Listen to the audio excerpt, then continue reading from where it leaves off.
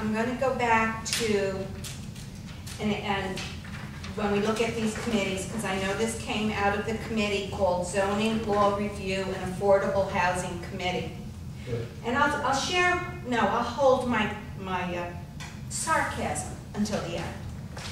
What you were supposed to do, I believe, according to the guidelines, is report based upon recommendations of the County and Milan Ad Hoc Committee on Affordable Housing dated October 2007, the status of moderately priced housing in Milan. Recommend modification to Milan's zoning code to address identified needs. These provisions may include, but are not limited to, accessory units to single-family homes, single-family unit conversion to two-family units, new construction of two-family units, additional unit per 5-acre lot. Identify anomalies and inconsistencies in the Milan zoning code that come to its attention in the performance of its duties. Report findings and budgetary implications to the Town Board at the July 13th, 2009 Town Board meeting. And I have to tell you that when I first read this, the only thing that I could think of is how did we go from affordable housing for people to affordable housing for horses? I don't understand how you got from your committee's assignment to this. And just this past month from the county, we have Ann Saylor's report on affordable housing. Affordable housing for people is a big issue in this town.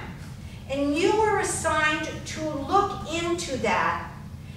The Milan zoning code doesn't work well all the time. That's what you should have been looking at. And for you to come back with a stable law amendment, I don't understand that. What happened to affordable housing? I mean, here very clearly from Ann Saylor, clearly significant pressures still exist in the housing market, and our work is not done in creating moderately priced rental and owner-occupied housing for people who live and work in our communities. And then we had from the Committee on Moderately Priced Affordable Housing, that the committee recommends the Town Board establish a standing density housing committee and recommends they be charged with initiating a more detailed review of housing in Milan and with initiating an education and dialogue process that can bring the community to a level of consensus that will enable the town to move forward and address the affordable housing issues. And I'm sorry, I am very, very disappointed that this is what we have from your committee. Well, that's not all that this committee's been working on. We have been addressing affordable housing issues in many of our meetings.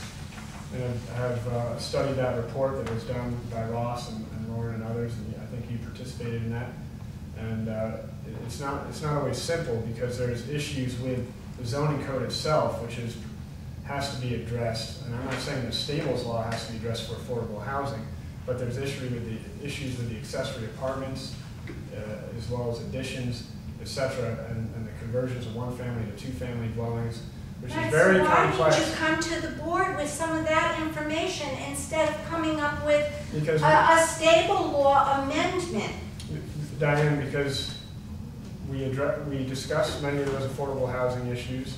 Many of them are very complex, and we agreed that we're going to address those. I established this committee because I feel passionate about affordable housing in the first place. I tried to build a team that is competent and committed to it. There is nothing here that indicates your compassion or passion for affordable housing, or your committees, or a zoning review. Okay, well, you haven't been participating in these meetings.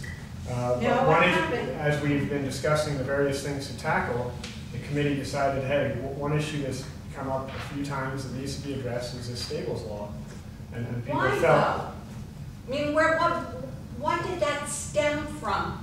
Was there a hue and outcry from the public? I just don't understand that. I mean, the public very rarely outcries about anything because they don't know the intricacies in many cases of the zoning code. But I'm working with people like Jack Vermette, Karen Buchel, Lauren Kingman, who understand the intricacies